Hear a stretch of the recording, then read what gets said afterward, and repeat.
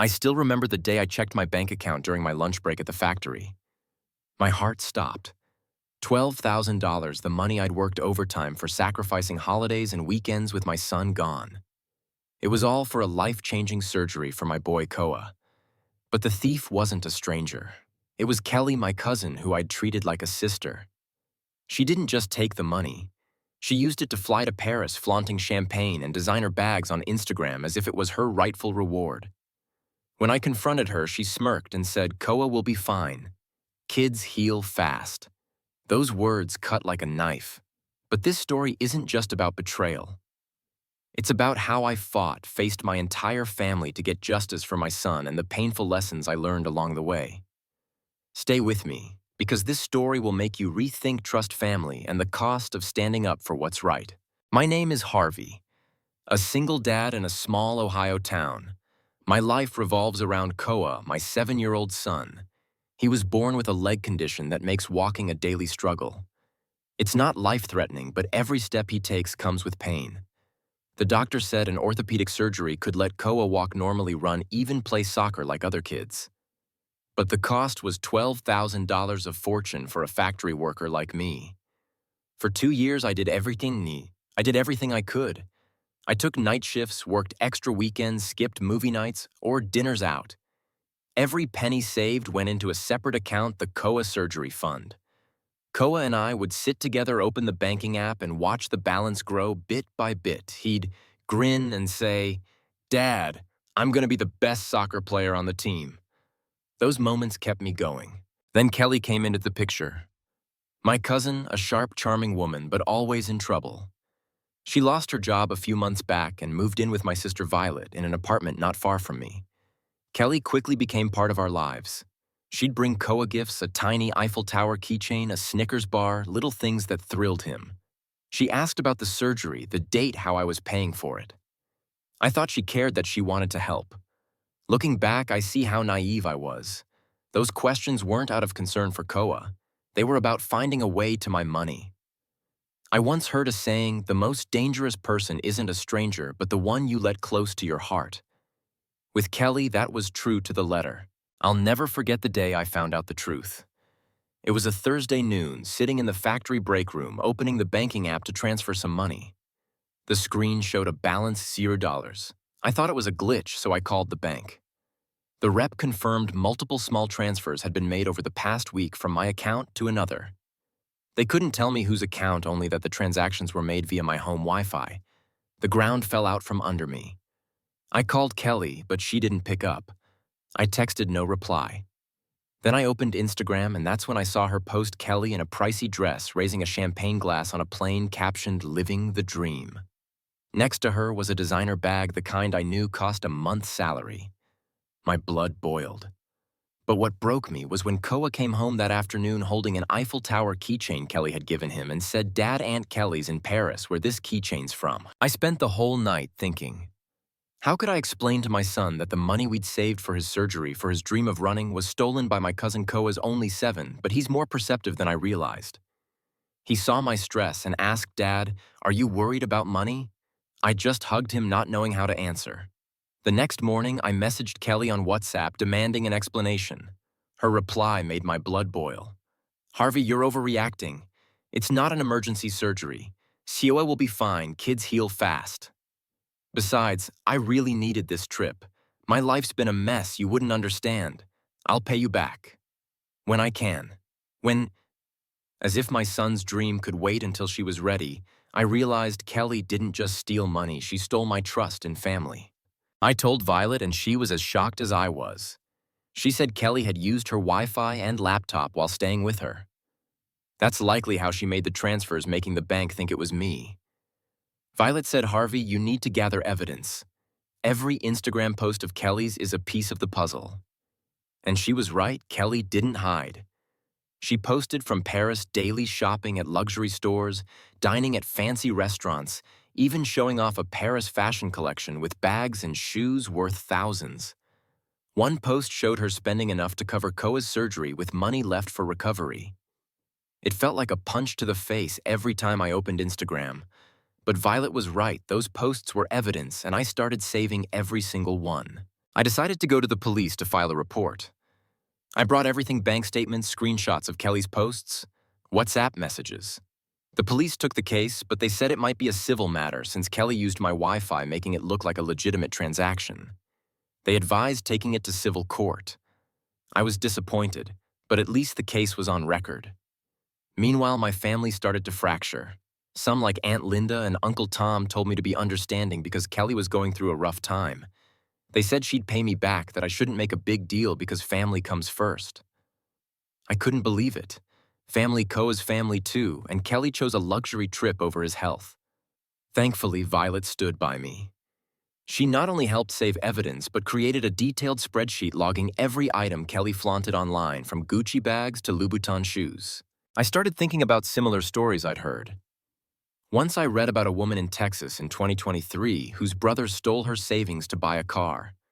He too said he'd pay it back, but the family pressured her to let it go because he's your brother. She didn't listen, sued, and won. That story made me realize family isn't always right, and forgiveness doesn't mean letting people walk over you. For me, Koa is everything. Every day I see him try to run with his friends at the park despite the pain in his leg. He never complains, but I see his eyes longing to be like other kids. That's why I couldn't give up. Things came to a head when Kelly returned from Paris and threw a French-themed party at her place. She even invited me and Koa, texting, "Let's move past the drama. Koa will love the gifts I got him."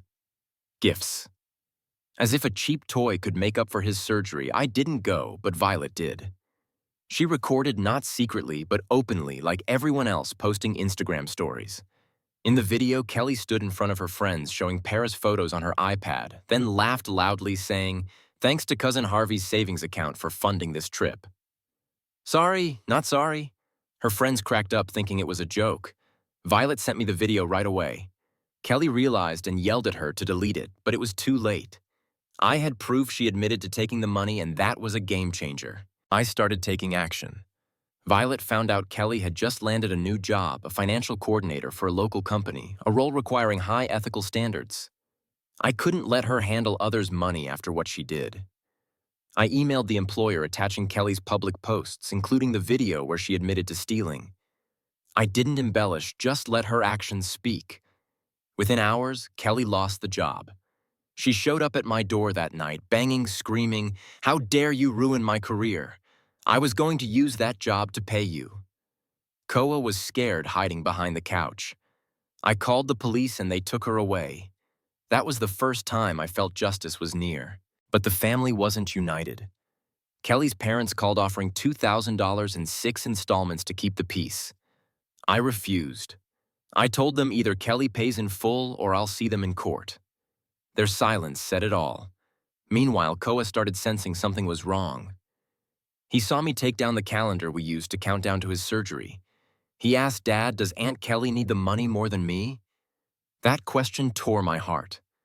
I just said we'd have to wait a bit longer, but his eyes made me more determined than ever. Everything changed at a family dinner at my grandparents' house. Kelly was there trying to play the victim, saying she was struggling with mental health. But this time my grandfather, who rarely speaks, said, "You bought 3 designer bags, while Koa can't even walk right. You should be ashamed." The room went silent. Kelly burst into tears, but no one comforted her. Her parents, after seeing the party video, changed their stance. They forced Kelly to sell her luxury items, bags, shoes, Paris clothes, and set up a repayment plan for me. They also cut her off financially, only agreeing to pay for therapy if she committed to change. Kelly didn't take it quietly. She posted on Instagram ranting about toxic family and calling me selfish. She even claimed the luxury items were gifts we had no right to sell. Her mom replied, "Gifts bought with stolen money aren't gifts." The money started coming back bit by bit. Not enough for the surgery yet, but a start. Violet, in a surprising twist, got hired for the financial job Kelly lost. When Kelly found out, she showed up at the company, causing a scene until security escorted her out and issued a trespass warning. I remembered another story from California in 2024 about a woman whose sister stole her savings for a lavish wedding. The sister posted photos online flaunting her dress and diamond ring. The woman didn't stay quiet, she went public, and the internet helped her pressure her sister to repay. My story was similar. Social media wasn't just where Kelly bragged, it's where she dug her own grave. Every post, every story became evidence against her. I learned that in this age, your online actions can shape your future. In the end, Kelly's parents paid enough for me to reschedule Koa's surgery. One day I got a package. Inside was $2,000 in cash and a handwritten letter from Kelly to Harvey and Koa. This is all I have. I sold my laptop and some stuff. I'm sorry, though. I know it's not enough. I added the money to Koa's recovery fund as he'd need physical therapy post-surgery. Kelly moved to a boarding house, started therapy, and applied for jobs under a different name as her social media past haunted her. The day of Koa's surgery came, and he said something I'll never forget, "Dad, when I can run. I'll run so fast the sad stuff won't catch us." That was all I needed. My family changed forever. Kelly's no longer invited to gatherings. Even her friends distanced themselves after seeing how she treated us. But I didn't feel vindicated. I just felt relieved because Koa finally got the chance he deserved. Looking back, I realized family isn't an excuse to hurt others. Trust is precious but not blind. Standing up to kin was the hardest thing I've done but the most necessary. If you're watching this, I want you to ask, what would you do if family betrayed you? Would you stay silent, or would you fight Koa's about to run fast? And I hope you find the strength to face your own challenges. The story of me and Koa didn't end there. Just when I thought things were settling, a new shock hit, showing me that the fight for justice for my son was far longer and more dramatic than I'd imagined. Kelly, despite being shunned by the family and losing most support, wasn't done. She didn't just try to flip the narrative, she dragged old family secrets into the mess, creating a new storm I hadn't anticipated.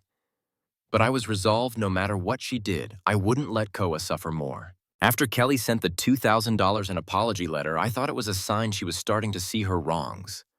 I was mistaken. A few days later, I got a text from an unknown number with a link to an anonymous blog titled "The Truth About Harvey, the Selfish Father Who Destroyed His Family." My heart raced as I clicked. The post, thousands of words, long accused me of manipulation, claiming I'd smeared Kelly to hide that I wasted Koa's money on personal hobbies. It even fabricated that I'd been fired from an old job for financial fraud. No proof, just vicious lies, but the venomous, detailed tone chilled me. I knew it was Kelly. No one else could know so many personal details about me, even if twisted. I called Violet, who'd seen the blog too. "Harvey, she's playing dirty," she said.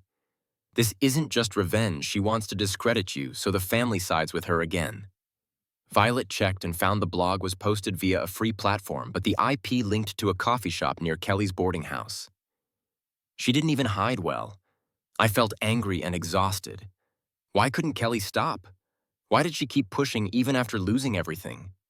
But then I remembered Koa counting days to his surgery. I couldn't let her games distract me. I chose not to respond publicly. Instead, I asked a tech-savvy friend to dig deeper into the blog. He found Kelly hadn't just posted one article. She'd created a series planned for weekly release, each targeting a different family member. The next one attacked Violet, accusing her of manipulating the family to steal Kelly's job. The third targeted Kelly's parents, calling them hypocrites for cutting her off financially. This wasn't just a personal attack. Kelly was trying to destroy the whole family to save herself. I realized she wasn't just morally bankrupt. She might be in serious mental distress. But that didn't mean I'd forgive her. I took this to my lawyer, James, who'd agreed to advise me for free. He said, "Harvey, this is deliberate defamation. We can sue for libel, but more importantly, we need to protect your and Koa's reputation." James suggested sending Kelly a legal cease and desist letter demanding she remove the blog and stop spreading lies. If she didn't comply, we'd take her to court, not just for the $12,000, but for the emotional damage she caused my family. I agreed, but I was worried. Kelly seemed to have nothing left to lose, and someone like that could do anything. While waiting for the letter to be sent, another unexpected event hit. One morning, as I dropped Koa at school, the principal called. She said a woman claiming to be Koa's relative had tried to see him. Thankfully, security stopped her since she wasn't on the approved contact list. I instantly suspected Kelly. I rushed to the school, heart pounding, and confirmed via security footage it was Kelly wearing a hoodie to hide her face, but I recognized her walk. I called the police, who confirmed she'd violated a no-contact order I'd requested after her outburst at my house. She was detained for a few hours, but what shocked me was her excuse. "I just wanted to apologize to Koa in person. Harvey wouldn't give me a chance, apologize, or another manipulation." This made me realize I wasn't just dealing with a thief, but someone willing to cross every line to get her way. I recalled a 2024 Florida story about a woman slandered online by her sister after refusing a loan. The sister not only posted lies, but tried to approach her kids at school, causing a huge scandal. She had to get a restraining order and won a harassment case. That story showed me people like Kelly don't stop unless forced to. I upped Koa's security, added cameras at home, alerted the school, and ensured he was never alone. But the drama didn't stop. As soon as Kelly was released, she posted a TikTok video sobbing, claiming she was under attack by family. She spun a completely fabricated tale that I'd forced her to borrow money for Koa, then turned on her when she couldn't repay. She even concocted a story that I'd promised to share the surgery fund with her as a family gift. The video went viral, racking up thousands of views, and I started getting hateful messages from strangers. Some called me a scammer. Others said I was using my son for sympathy. I was so shocked I couldn't sleep. How could someone go this far just to dodge responsibility? Violet, as always, kept me grounded. She said, "Harvey, she's shooting herself in the foot. The more she lies, the more she exposes herself." Violet suggested we respond, but not by arguing on social media. Instead, she contacted a local journalist who'd written about family scams. We sent her all the evidence, bank statements, Kelly's post screenshots, the video of her admitting to theft, and her apology letter. The journalist, Sarah, was intrigued. She said, "This isn't just a family story, it's about how social media can be both a bragging tool and a weapon against wrongdoers." While waiting for the article, another twist hit. Kelly's parents, who I thought were on my side, started wavering. Her mom called, voice trembling. "Harvey, we know Kelly's wrong, but she's in a bad place. She was just hospitalized for trying to harm herself. Please don't push this further." I was stunned. Kelly hurting herself, or another ploy for sympathy? I wasn't sure, but I agreed to meet them on the condition my lawyer was present. At the meeting, Kelly's dad revealed a secret that floored me. Kelly hadn't just stolen from me. She'd borrowed thousands from other family members, including my grandparents, with empty promises to pay back double when she got a job. They didn't tell me to avoid further family rifts.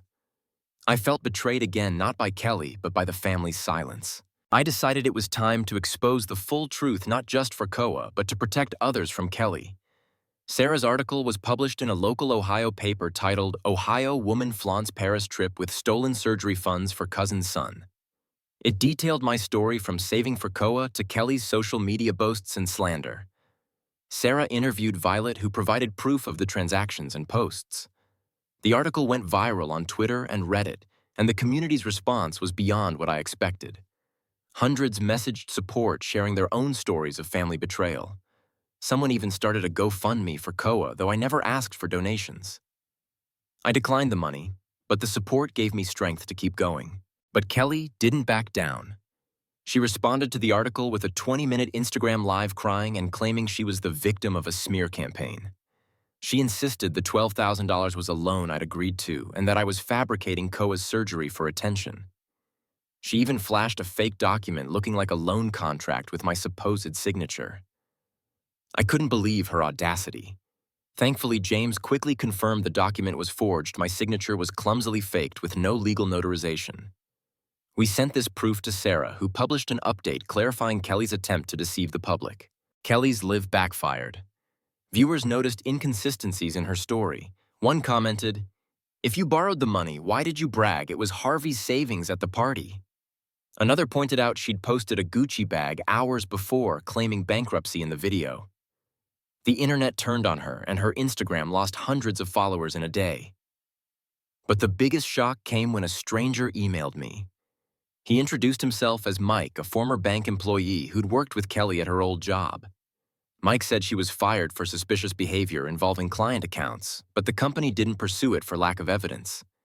He sent me an internal document showing Kelly had tried transferring company funds to her personal account. This proved Kelly's behavior wasn't a one-off. I forwarded it to James, who said, "Harvey, this could escalate the case to criminal level." As I prepared to submit the file to the police, another drama erupted. Kelly appeared on a local podcast invited by a host known for controversial topics. In the interview, she spun a new tale that she and I had a business deal to invest in a startup, and the $12,000 was my contribution. When the project failed, she said I turned on her and accused her of theft. I couldn't believe it. Business, I'd never discussed any project with Kelly. She cried on air, saying she was bullied for being a young woman and that my family was ruining her to hide their own secrets. The host, instead of questioning, sympathized, making me feel like the world was against me. But the public wasn't so easily fooled. After the podcast, Reddit users dug into Kelly's story and found holes. They noted she had no proof of a business deal while I had full documentation of Koa's surgery fund. Someone even found an old LinkedIn post where Kelly bragged about her luxury life right after being fired, contradicting her bankrupt claim. The internet dubbed her the Paris scammer, and #JusticeForKoa trended on Twitter. I never expected my story to gain such attention, but it gave me hope justice was coming. Meanwhile, Koa remained my focus. He started physical therapy to prepare for surgery, and I tried to shield him from the drama. But one day, picking him up from school, he said, "Dad, today, my friend asked if Aunt Kelly's a bad person." What do I say? I nearly broke down. How does a 7-year-old face questions like that? I hugged him and said, "Just know Dad's doing everything to keep you healthy. Let me handle the rest." But inside, I knew I had to end this, not just for the money, but for Koa's future. I decided to hold a family meeting without Kelly to openly discuss what happened. I invited my grandparents, Kelly's parents, Violet, and a few others. I presented all the evidence, including Mike's document about Kelly's past. I said I don't want to destroy Kelly, but I won't let her destroy Koa. If the family won't stand for justice, I'll do it alone. For the first time, everyone truly listened. Kelly's dad, who'd once defended her, bowed his head and said, "We were wrong to let Kelly go this far. We'll do whatever it takes to make it right." They agreed to pay the remaining money, and Kelly's mom even offered to sell personal assets to get Koa's surgery done sooner. But just when I thought things were settled, Kelly pulled a final brazen move. She hired a cheap lawyer and sent me a legal letter accusing me of harassment and demanding $50,000 for ruining her reputation. The letter was amateurish, riddled with typos, but it worried me. I showed it to James, who laughed. "Harvey, this is desperate. She has no legal ground, and we have enough evidence to counter." James sent a counter warning listing Kelly's wrongs from theft to slander, threatening to sue if she didn't stop. Kelly went silent after that, but I knew she was still scheming. And I was right. Weeks later, Kelly appeared on a local talk show claiming she was a victim of family abuse and that I'd threatened her to get money. She brought a friend who claimed to have witnessed me yelling at her. I couldn't believe her nerve. Luckily, the show wasn't widely watched, and the audience quickly spotted holes in her story. A caller asked if Harvey threatened you. Why did you post a video bragging about his money in Paris? Kelly stumbled, and the host had to change topics. The final twist came when Kelly's parents publicly apologized to me at a Christmas family dinner. They stood and said, "We failed to teach Kelly right from wrong. Harvey, we're sorry for not believing you from the start." They handed me a check enough for Koa's surgery and therapy. Kelly's mom cried, saying they were looking for a rehab center for Kelly suspecting psychological issues and substance abuse. I don't know if Kelly will change, but I know Koa will have the future he deserves. Today, as I write this, Koa's in the hospital prepping for surgery. He held my hand and said, "Dad, I'm not scared. I want to run fast so you don't have to worry anymore." Those words are all I need to keep going.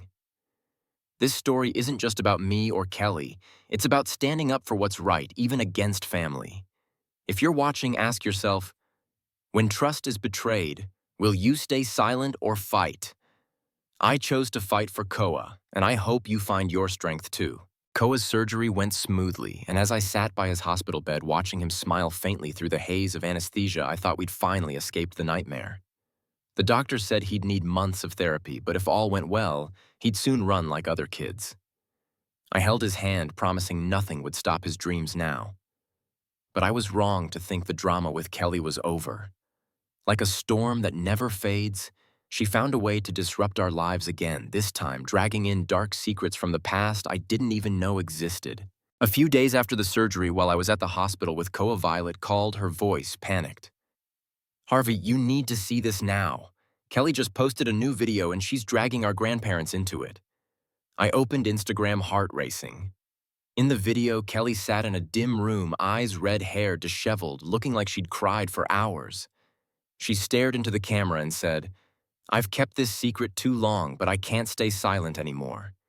My grandparents, who the family reveres, hid a terrible truth.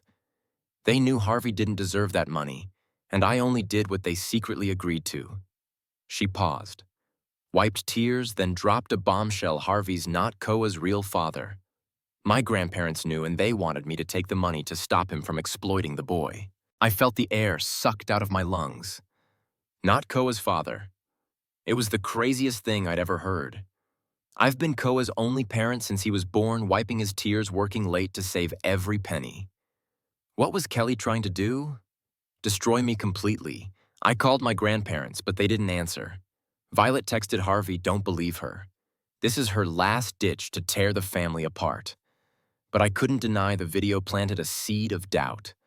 What if there was a secret I didn't know? What if Kelly held a piece I'd missed? I decided to confront my grandparents directly. I drove to their house in the suburbs a few miles from town, a cozy old wooden home filled with memories. When I walked in, my grandmother was in her armchair holding a teacup while my grandfather stood by the window gazing at the fields. I didn't beat around the bush. "What did Kelly tell you? Is it true? I'm not Koa's dad." My grandmother set her cup down, eyes teary. "Harvey, she's lying. But there's something we never told you." My heart stopped. My grandfather turned, his voice low but shaky. "Koa's mother, Lisa, before she passed, told us she wasn't sure about Koa's father. She loved you, but she had a brief relationship with someone else before you married. We never tested because you loved Koa like your own, and that's all that mattered." I felt my world collapse. Lisa, my late wife, died in a car accident when Koa was 1. I never doubted our love or that Koa was mine. But now a cloud of doubt hung over everything. I wasn't angry at my grandparents, they only wanted to protect me and Koa. But I was furious at Kelly for digging up the family's deepest pain to weaponize it. I asked, "How did Kelly know?" My grandmother sighed. "She found an old letter from Lisa in the attic years ago when she helped us clean. We told her not to tell anyone, but she must have kept it for this moment." I went home, my mind reeling. I couldn't let Kelly win by sowing doubt. Koa was my son, DNA or not, but I knew I had to clear this up, not for Kelly, but for me. I contacted a DNA lab in Columbus, scheduling a paternity test. While waiting for results, I tried to stay calm around Koa, but he sensed something was off. One night, reading him a story, he asked, "Dad, did Aunt Kelly say something that made you sad?" "I don't want you to be sad." I hugged him, saying everything would be fine, but inside I was battling my biggest fear.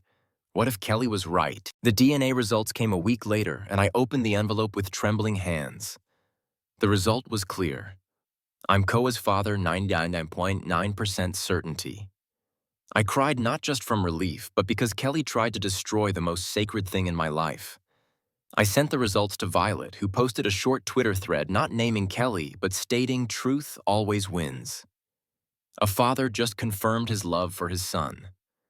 The post spread fast, and #justice for Koa exploded again.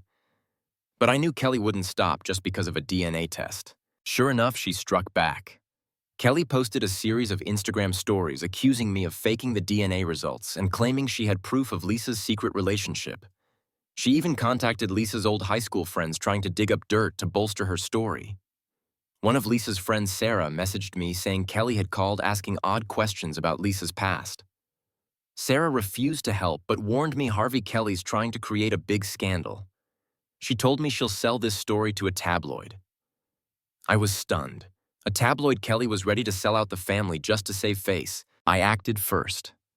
I contacted Sarah, the journalist who'd covered my case, and told her about the new developments. She agreed to write a follow-up, but this time wanted to interview the whole family to clear things up. We held a meeting at my grandparents' house with Violet Kelly's parents and a few others. In the interview, Kelly's dad admitted for the first time that they'd spoiled Kelly growing up, letting her think she could escape consequences. Her mom cried, saying they'd bailed Kelly out of debt multiple times, never expecting her to go this far. Violet shared how Kelly tried to slander her, and I spoke about the pain of being doubted as Koa's father. The article titled "Ohio Family Faces Betrayal. The Fight for Justice for a Boy" was published in a national paper, drawing millions of reads. The article was a major blow to Kelly. She tried to counter with a 30-minute YouTube video sitting in front of a blank backdrop reading a prepared script, accusing the family of conspiring to ruin her. She claimed she was psychologically bullied and would sue us all for reputational damage. But the video was panned. Viewers noted she offered no proof while we had bank statements, DNA results, and more. The top comment read, "This girl thinks she's a drama series star, but this is real life and she's the villain." Kelly deleted the video after 24 hours, but Reddit users re-uploaded it, ensuring she couldn't escape. Meanwhile, an unexpected ally appeared. Emma, Kelly's high school friend, contacted me via Facebook. Emma said she'd cut ties with Kelly years ago, but recently got a message asking her to witness that I'd harassed Kelly. Emma refused and wanted me to know the truth. Kelly was kicked out of a school club for stealing activity funds. Emma said, "Harvey, she's always been manipulative, but this time she's gone too far. I'll send you old emails between us proving she admitted to stealing." Those emails were gold. In one from 2015, Kelly wrote, "I just borrowed the club money, no big deal. People are overreacting." The tone was identical to how she dismissed my $12,000. I sent the emails to James, who said they could prove Kelly's pattern of behavior, strengthening our civil case. But before we could act, another drama erupted. Kelly announced on Twitter she was writing a book, Buried Truth, A Survivor's Story, claiming it would expose every dark secret of my family, including allegations I financially abused Lisa before her death. I couldn't believe it. Financial abuse. Lisa and I shared everything from bills to dreams. Kelly was trying to paint me as a monster to sell books showing me she wasn't just dangerous, she was desperate. I decided Kelly wouldn't control the narrative anymore. I contacted an Ohio podcast producer specializing in family scandals. After hearing my story, she agreed to do a special episode inviting me, Violet, and Kelly's parents as guests. In the podcast, I told the full truth from Kelly's theft to her slander. Violet shared the psychological toll Kelly caused, and her parents admitted they failed to teach her responsibility. The episode Betrayal Under One Roof, Harvey and Koa's Story, became a hit, shared on Spotify and Apple Podcasts, drawing thousands of listens. Listeners sent support messages, and some offered to cover Koa's therapy, though I politely declined. Kelly, of course, didn't stay quiet. She responded with a Twitch live stream, sitting in a messy room, chugging Red Bull and yelling into a mic that she was a victim of cancel culture. She claimed I'd bribed the media against her and had a secret recording proving I agreed to loan her money. She promised to release it soon. I was worried, but Violet reassured me, "Harvey, she's bluffing. If she had a recording, she'd have used it by now." And as predicted, Kelly never produced it. Her stream was reported for hate speech, and her Twitch account was suspended. But the biggest shock came when the hospital where Koa was recovering called. Someone claiming to be a reporter tried to enter Koa's room, asking nurses about his condition and if the surgery was really necessary. Thankfully, security removed them, but I suspected Kelly was behind it. I checked and found the reporter worked for a Cleveland tabloid known for sensational stories. I called the paper demanding answers, and the editor admitted Kelly had pitched a story that I staged Koa's illness for donations.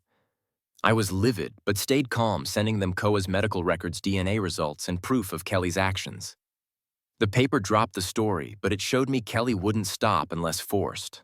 I decided to take things to a new level. I contacted an Ohio nonprofit helping families scammed financially. They agreed to host a community fundraiser, not for money, but to raise awareness about family fraud. The event, Run Fast for Koa, was held at a local park with activities like a charity run and financial safety workshops. Hundreds attended, and my story was televised on a local news channel. Koa, still recovering, appeared in a short video thanking everyone and saying, "I want to run fast to make Dad proud." That moment brought me and Violet to tears. Kelly, in a final attempt, tried to sabotage the event. She created a fake Twitter account, posting claims I was exploiting the event for profit. But the internet quickly identified it as Kelly's thanks to her writing style and details matching her old posts. The account was suspended, and Kelly seemed to vanish from social media afterward. I heard she moved to a small Michigan town, living with a friend and working at a convenience store. Her parents said she's still in therapy, but they rarely talk to her now. Each day, I see Koa grow stronger, his small steps in therapy halls, proof of all we fought for. But just when I thought Kelly was out of our lives, a new wave hit, bringing secret schemes and unexpected allies I hadn't foreseen. Kelly, despite losing nearly everything, found a way to resurface, and this time she wasn't alone. My and Koa's story, it turns out, is far from over. And what happened next showed me that sometimes justice isn't just victory, it's a relentless journey to protect what matters most. It started with an email from an unknown sender claiming to be someone who wants to help. They sent a 3-minute audio file of Kelly's unmistakable voice talking to an unidentified man. In it, Kelly said, "I need you to help me reclaim my reputation. Harvey thinks he's won, but I have bigger plans. I know people in the media, and I can make him look like a fraud." The man replied, "You need evidence, Kelly. No one believes you after what happened." Kelly scoffed. "Evidence, I'll make it. I did it once, I'll do it again. I got chills." Kelly wasn't just plotting, she was working with someone to keep attacking me, but who sent the email? Why were they helping me? I sent the audio to James, who instantly saw its gravity. "Harvey, this is proof of malicious intent. If we identify this man, we can show Kelly's orchestrating a systematic smear campaign." James suggested hiring a private investigator to trace the email and verify the audio. I hesitated due to costs, but Violet convinced me, "Harvey, we can't let Kelly continue. If she has accomplices, we need to know who." I agreed, and we hired Mark, a former cop with 20 years' experience. Mark promised to trace the email's source within a week. While waiting, I got a call from Kelly's mom, Susan. She was crying, saying Kelly had left the therapy program they enrolled her in after just 3 sessions. "Harvey," she says, "she doesn't need help. She says the world's against her and she'll prove us all wrong." Susan revealed a shocking detail. Kelly had reconnected with an old friend, Derek, who worked in media. Derek was known for running PR campaigns to clean reputations by any means. I immediately suspected Derek was the man in the audio. I passed this to Mark, who began digging into Derek's past. Days later, Mark called with stunning news. Derek wasn't just Kelly's friend. He was her college boyfriend, and they split after he was arrested for email fraud. He'd been out of prison for 2 years, running a small PR firm in Cincinnati tied to multiple lawsuits for spreading misinformation. Mark also traced the email. It came from Lauren, a former employee of Derek's, who left after disapproving of his shady practices. Lauren recorded Kelly and Derek's conversation during a secret meeting and sent it to me because she knew Koa's story from Sarah's article. Lauren wrote, "Harvey, I couldn't let them ruin a father like you. Use this audio to protect your son." I felt grateful yet horrified. Kelly wasn't acting alone. She had a small team willing to aid her dirty fight. I met Lauren via Zoom, and she shared more. Kelly paid Derek $5,000 money from selling remaining luxury items to launch a media campaign to flip the narrative. Their plan involved publishing articles on low-repute sites accusing me of financial abuse and faking Koa's condition. They even considered hiring a fake witness to claim I threatened Kelly. Lauren refused to join and chose to expose them. "I have kids," she said. "I couldn't let a child like Koa be hurt by their games." With Lauren's info, James and I prepared a new lawsuit not just against Kelly, but Derek for defamation and conspiracy to harm. James said, "Harvey, this is our chance to end it. If we win, Kelly and Derek will pay not just in money but in reputation." But before we filed, another drama hit. Kelly, unaware we had the audio, published a blog post on an obscure site accusing me of colluding with the press to fabricate Koa's story. It spread fast in local Facebook groups, and I started getting anonymous calls labeling me a scammer and threatening to report me to child services. I panicked, not for myself, but for fear they'd hurt Koa. I called the hospital to ensure Koa's safety, and they thankfully tightened security around his room. But this showed me I couldn't just defend, I had to attack. I contacted Sarah, who agreed to do a TV report not just on my story, but on how Kelly and Derek manipulated public opinion. The segment aired on an Ohio news channel, exposed Kelly's plan, including Lauren's audio. Sarah interviewed Lauren anonymously, who described how Derek pressured staff into dirty campaigns. The report ended with Koa practicing with crutches, smiling and saying, "I want to play soccer with Dad." That moment brought tears nationwide, and "Had run fast for Koa" trended on Twitter. The report was a knockout blow to Kelly and Derek. Derek's firm faced a state media regulator investigation, losing most clients in days. Kelly, desperate, posted a TikTok apology claiming Derek manipulated her and she never meant to hurt Koa. No one bought it. Viewers slammed her for flip-flopping and the video was deleted after thousands of negative comments. But the biggest twist came when Kelly's parents, trying to make amends, learned she'd secretly borrowed $10,000 from a loan shark to pay Derek. When confronted, Kelly admitted she thought Derek could fix her reputation but now couldn't repay, and the lender was threatening her. Her parents didn't bail her out this time. They came to me with a box of old documents, including Kelly's high school diaries. In them, she wrote about envying me for being the family's favorite feeling overlooked. One entry read, "Harvey's always the perfect grandson. I hate how everyone compares me to him."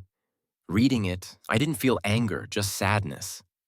Kelly wasn't just hurting me and Koa, she was battling her own demons, choosing the wrong way to cope. Her parents said they'd pay the loan shark, but only if Kelly entered a strict rehab program addressing both mental health and suspected substance abuse. Meanwhile, an unexpected ally emerged, Jake, an old high school friend, now a Chicago lawyer. Jake heard my story via the podcast and offered free help, believing in my cause. He dug into Derek's past, finding he'd been sued for similar acts in Indiana, but escaped via a legal loophole. Jake said, "Harvey, your case could reopen Derek's old ones. If we win, both Kelly and Derek will face heavy consequences." I agreed, and Jake worked with James on a federal lawsuit charging Kelly and Derek with conspiracy to defraud and harm reputation.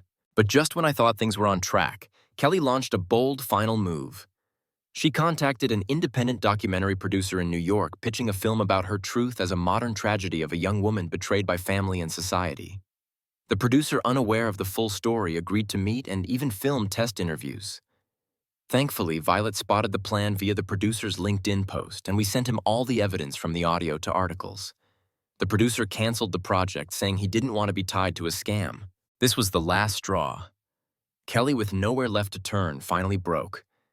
She sent me a long WhatsApp message, for once without venom. "Harvey, I know I was wrong.